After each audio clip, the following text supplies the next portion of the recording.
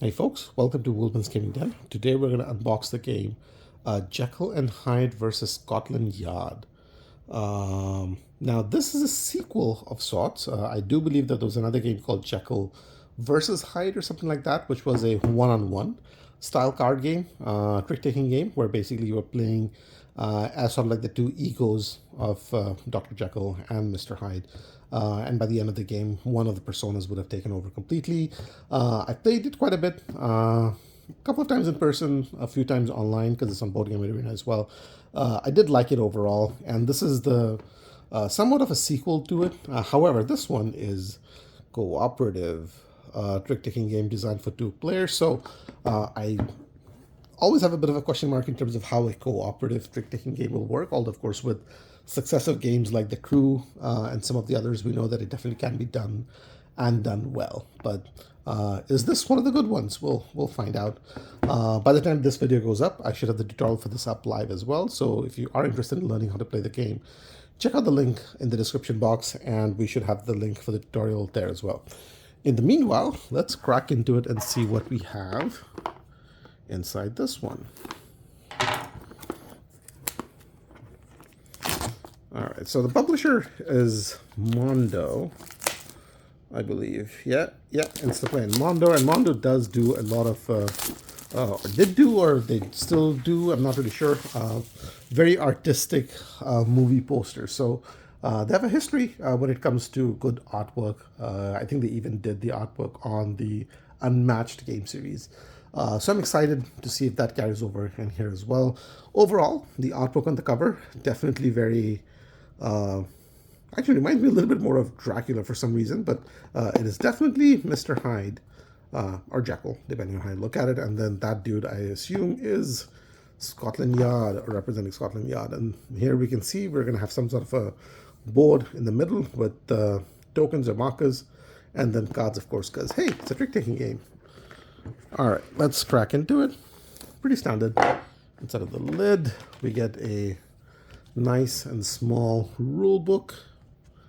I assume this is where, oh, chapters. Are you playing this in different levels? Okay, so we are playing cards. We have the game overview. Chapter setup. All right, this has my attention. End of round phase. End of chapter, tracking your score, end of game. Okay. Okay, so it looks like you can play this game over, how many chapters is that? 10 chapters. And you can have different number of attempts. All right, very cool. Well, I'm definitely interested now. Well, I mean, I was interested again, but the chapter part definitely appeals to me quite a bit. So these are the chapter cards. I don't want to give away anything that's a spoiler, so what I'm going to do is I'm going to have a look at these off screen and make a quick judgment in terms of if these spoil anything or not. And if I feel that they do, I'm not going to show it on screen, so I'm going to take it off screen, and I'm going to keep on rambling as we look through it. I don't think it spoils anything. Each one of the cards correspond to one of the chapters, gives you chapter-specific rules and conditions. But I'm not going to put it on the screen because, again, like I said, I don't want it to ruin it. As you can see, even the back end does use this to cover up. So my apologies, but I'm going to not display this just so that I don't spoil it for anybody. So I'm going to put this aside. We will have a look at this deck, though. So let's crack open into this one.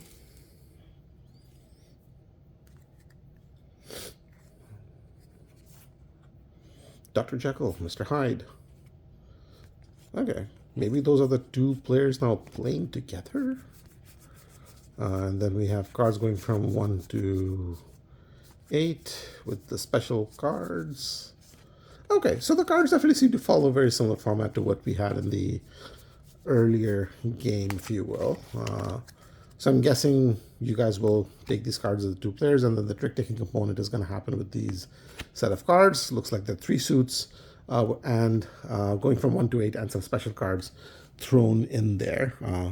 Cardstock, It's not bad. It's decent. Uh, these, I believe, might be the markers that go down the middle.